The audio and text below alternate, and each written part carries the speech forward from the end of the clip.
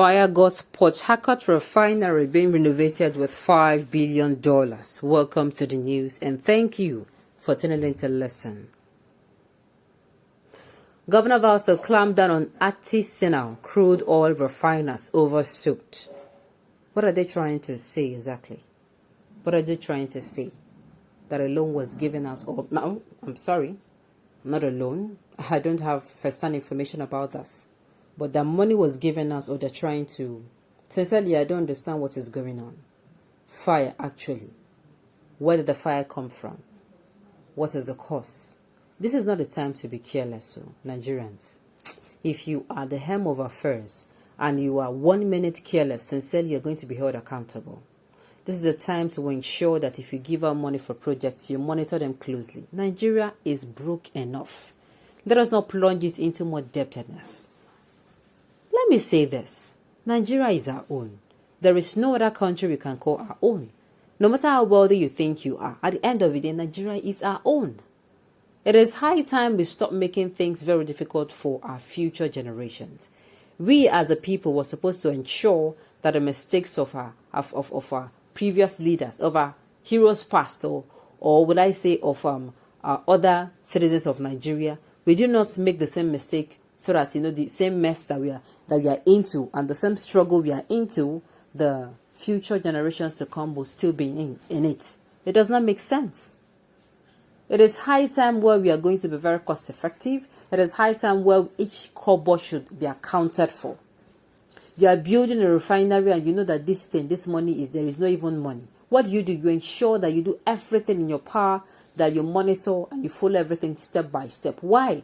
Not because you are whatever, but because you want to be accountable. Because you want to be accountable. Let's listen to the rest of the news. The news in detail.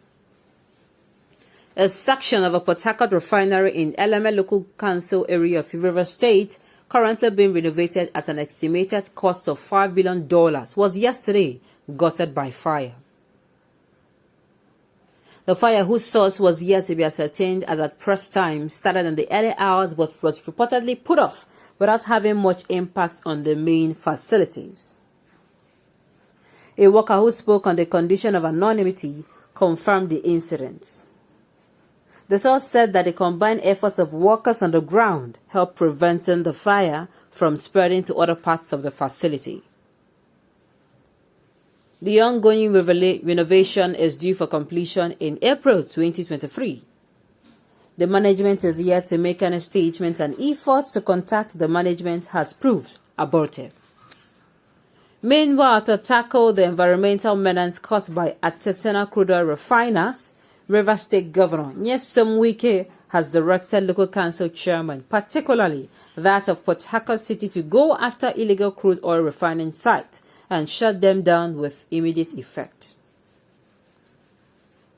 The governor also directed community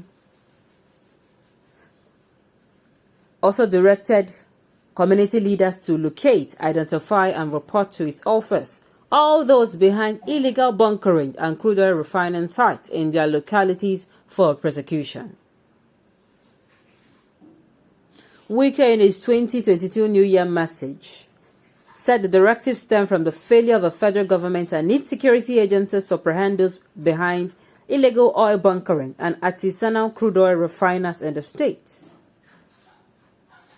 We have drawn the federal government's attention to this problem and requested for its intervention to stop illegal bunkering and artisanal crude oil refiners, which have been identified as the main sources of the ßURNT.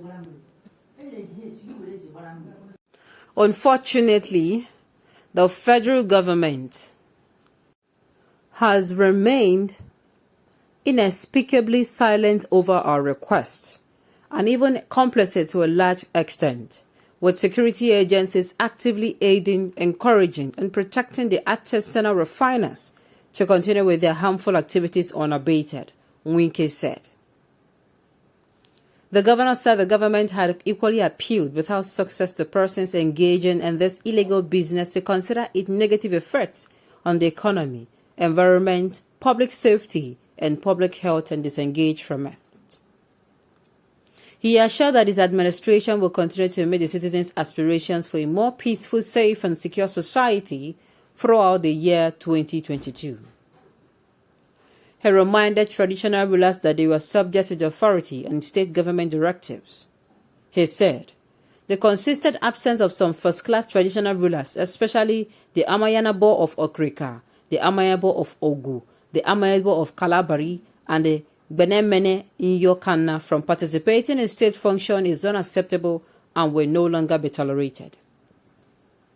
Should they therefore continue to accept themselves from state functions or regular meetings and activities, we would have no option than to direct their immediate replacement.